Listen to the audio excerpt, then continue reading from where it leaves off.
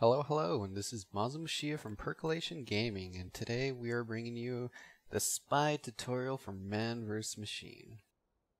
Now, Spy is a kind of interesting class as it's kind of niche.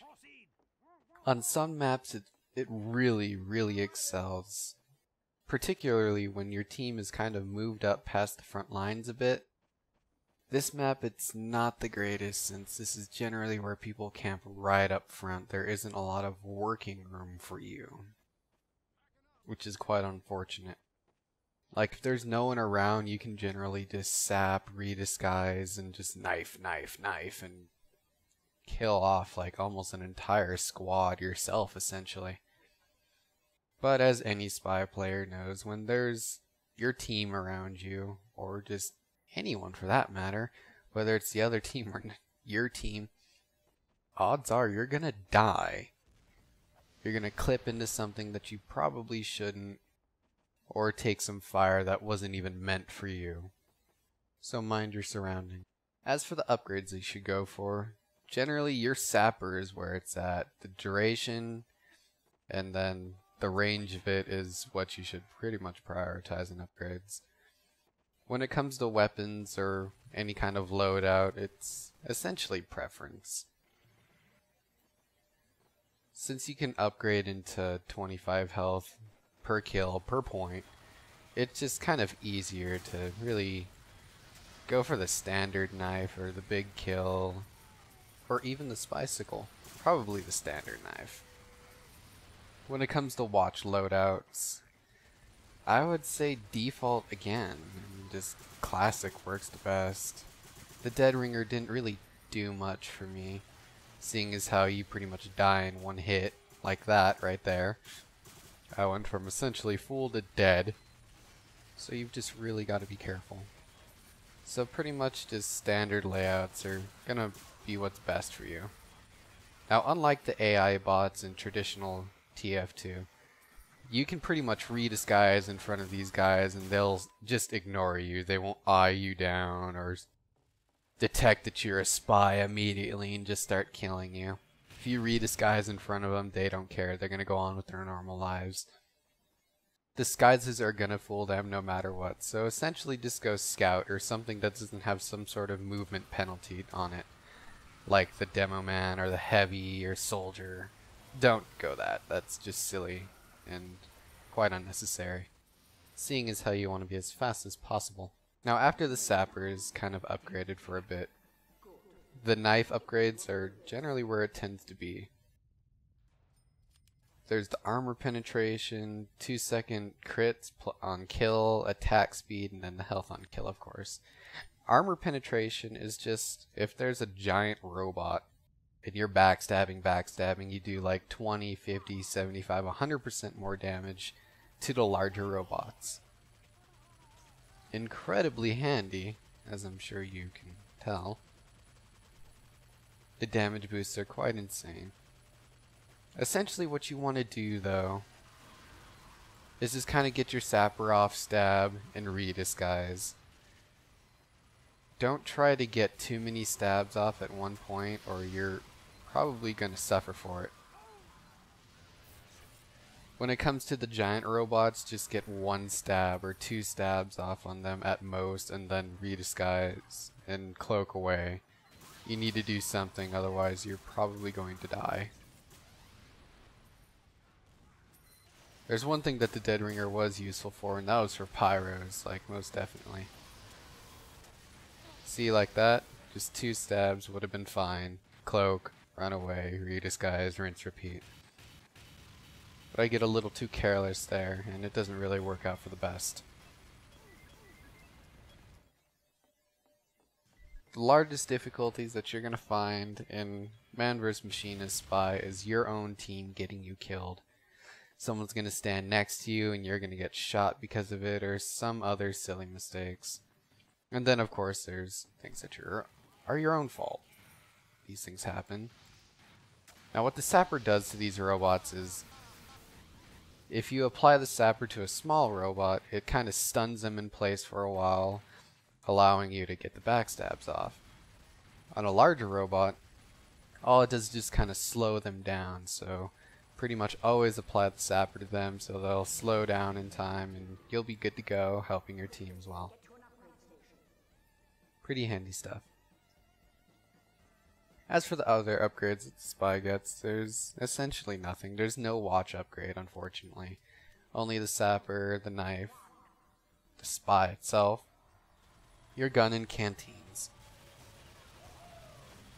As for canteens, I would probably say Uber would be the best, seeing as how crits are handy, but I mean you already have the point there for that. After you get a kill you get 2, 4, 6, 8 seconds of crit, depending on how many points you have invested into that little skill. Now of course you should always prioritize the bomb like in any other Man vs Machine game, seeing as how if you don't, then you're going to lose. When you get the melee upgrades, I mean, your knife is pretty much insane. You'll be stabbing incredibly fast, doing a lot of damage, and able to get off at least 4 or 5 stabs before a larger robot has time to react.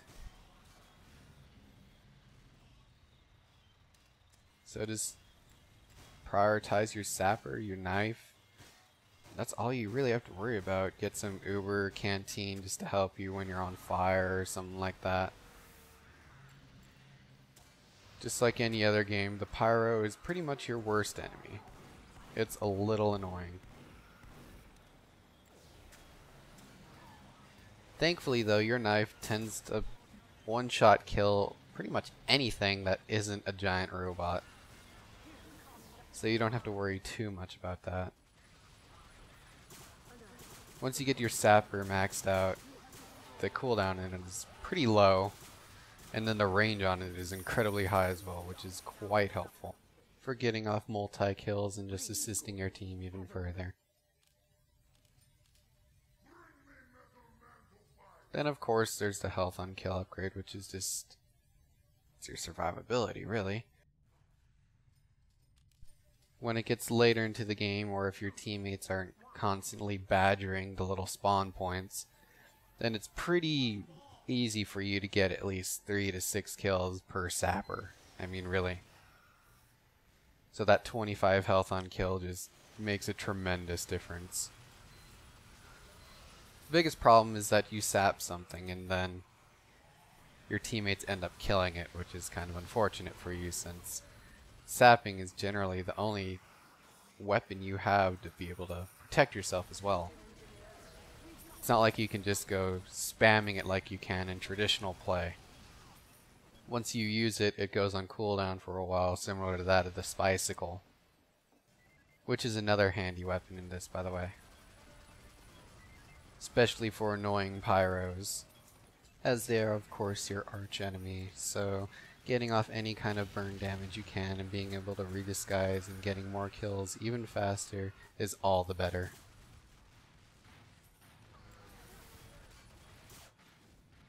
It's really hard to survive in these maps. I mean, I don't know. On the more crowded maps like this, I would honestly say it's just better to go a different class.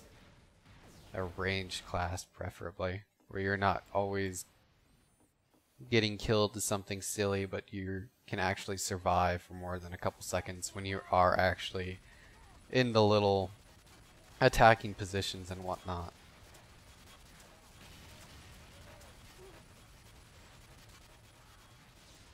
Otherwise, it's just kind of pain in the butt. It's easier to go something else. Heavy or engineer or some other heavy damage class like that. Because at some points you're just more of a reliability than you are an asset to your team, and it's quite a drag. But on other maps where people kind of tend to be pushed back just a little further away from the entryways, that's where the spy really excels. On the other little iteration of the kind of middle of nowhere desert map, I mean, it's fantastic to play spy there. You're constantly killing things with ease. There's no one around you to kind of bug you there. You just sap, knife, cloak, run away, and rinse repeat. Just always be sure to target the little packs that have the most enemies that'll really get the best use out of your sapper. Unfortunately though, it's kind of hard to survive. It's generally best to wait until the wave kind of finishes off that little initial push that they have going, so you can sap something and then be able to take care of it with ease instead of sap something, go for one kill, and then get killed immediately because there's something falling from the cliff or what have you. So just like traditional games, just knowing your surroundings is going to help you survive quite a bit. Kinda like this right here. The larger robots are your worst enemy ever. If they're around, odds are you're going to die unless someone else is distracting them.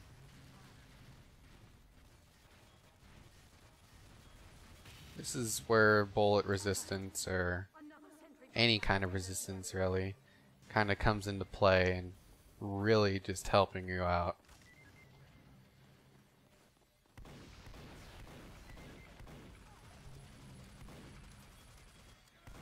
When it comes to the tanks, it's provided that there are enemies still coming, it's generally just easier for you to kind of hang back, unless the engineer left his sentry gun. Then just go play with the tank for a while. I mean, your melee speed should be either maxed or close to max by the time tanks actually come into play. So you can do quite a large amount of damage to them with really no problems at all.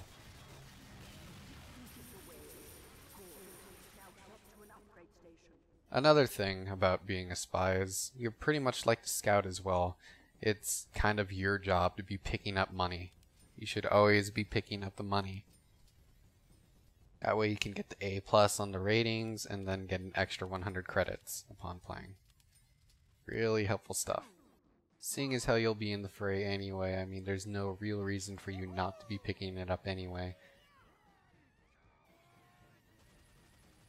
I want to also, don't use the eternal reward, it's pretty bad.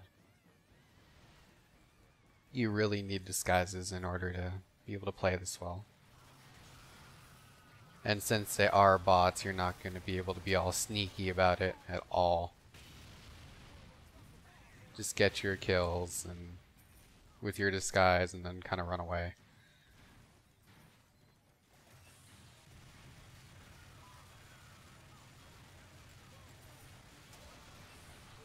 When it comes to enemy priorities, it's pretty much the same. I mean, the medics always take priority, and the scouts, of course. That's where the sapper really helped with that.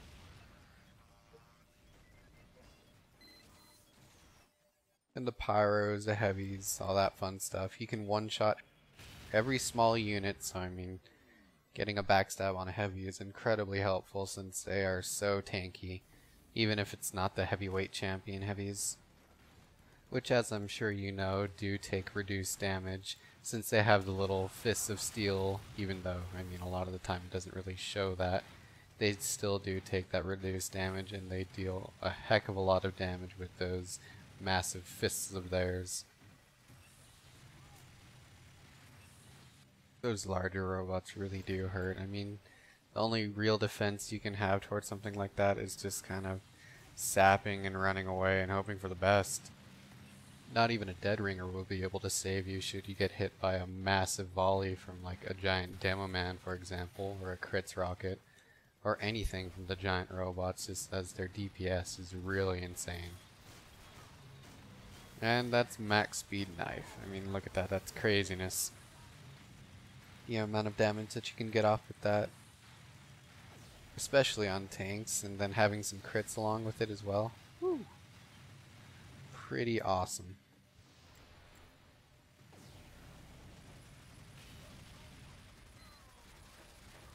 There's one more unfortunate thing, that's that even with the uber charge, I mean, you still can't even do a lot of damage. Just in the sense that they're going to be targeted on you, and you're obviously not going to be getting a backstab off on a bot that's focus firing you. But at least you do get to survive, cloak, and redisguise when it does come to that.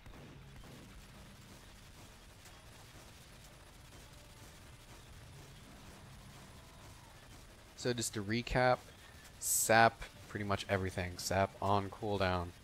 When it comes to knives, you can either go with, or any loadout really, just go with vanilla, or the spycicle is really nice.